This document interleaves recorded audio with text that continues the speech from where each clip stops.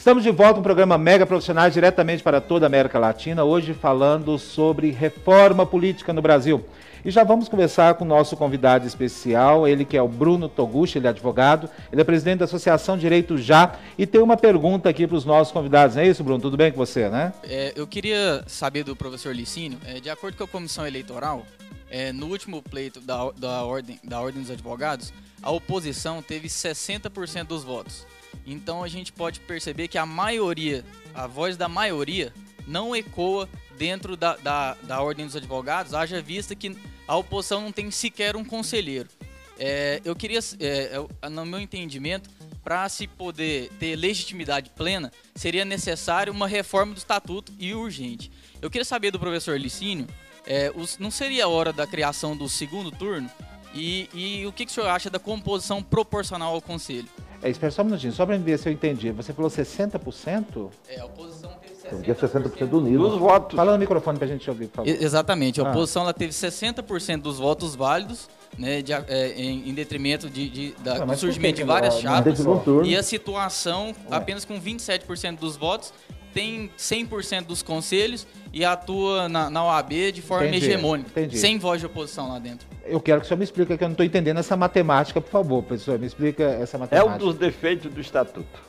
E mais do que do Estatuto, do regulamento geral desse Estatuto. Porque há um detalhe concernente à lei que promulgou o Estatuto da OAB. Geralmente as leis são regulamentadas por um decreto presidencial. No caso do Estatuto do Advogado, em deferência ao grande, imenso prestígio que a OAB desfruta desde a sua criação no século XIX, começo do século XX, essa atribuição foi delegada ao Conselho Federal. Sim. E no regulamento geral do Conselho, feito pelo Conselho Federal do Estatuto, se colocou essa excrescência, que não se, ou seja, uma omissão.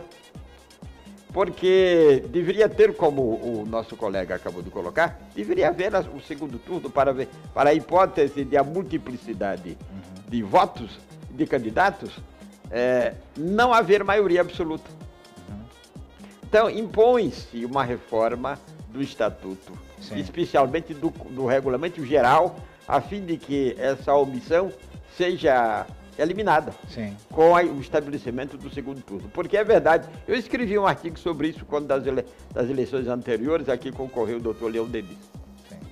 Porque ele teve apenas 2% a menos que o eleito. Mas os votos dele com os dos demais concorrentes somava muito mais do que os votos do que foi eleito, porque ele foi eleito pela minoria. Quase 60% dos votos.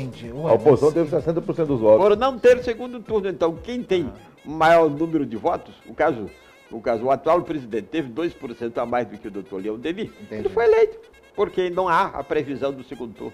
E dos 71 vagas que tinha entre diretoria e conselheiros, as oposições não têm uma cadeira sequer no conselho. Quer dizer, mas por quê? Isso é uma opção? Porque não há a previsão é de que quem foi eleito leva tudo. Leva tudo. Coloca todos os conselheiros, mais de 50, ficam ao lado do e vocês que estão nos acompanhando em casa, com certeza estão se questionando, né? Por que nós estamos falando isso sobre a OAB e por que nós estamos debatendo esse assunto? A OAB é uma das instituições mais respeitadas no Brasil e de grande poder político em todo o Brasil, e que defende também algumas teses em qual a sociedade toda se baseia e se apoia na OAB, ou seja, são os nossos defensores aí, né? É uma voz muito forte. Então isso que o professor Licínio está falando e que está defendendo em relação ao segundo turno, isso é muito importante para todos nós. Isso não envolve só advogado, não. Envolve toda a sociedade de uma forma geral. Ou seja, precisamos de alguma coisa. Não estamos questionando esse ou aquele presidente, se o presidente deve, não deve, se merece, não merece, tem mérito ou não. Exatamente. Estamos questionando a questão nem nós, com certeza. Estamos questionando com relação à votação, ao processo eleitoral ali da OAB, que realmente precisa de uma reformulação. Né? Precisa ser aprimorado. Como a gente comenta, a OAB sempre estava na vanguarda para defender os interesses da sociedade.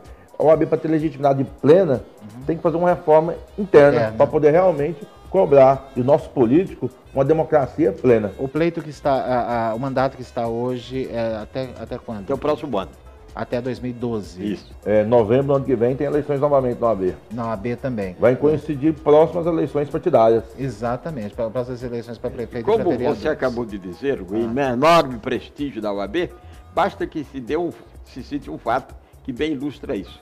É a única instituição civil a quem o Estado concedeu a atribuição de entrar com uma ação direta de inconstitucionalidade perante o Supremo. Nossa. Nenhuma outra instituição civil.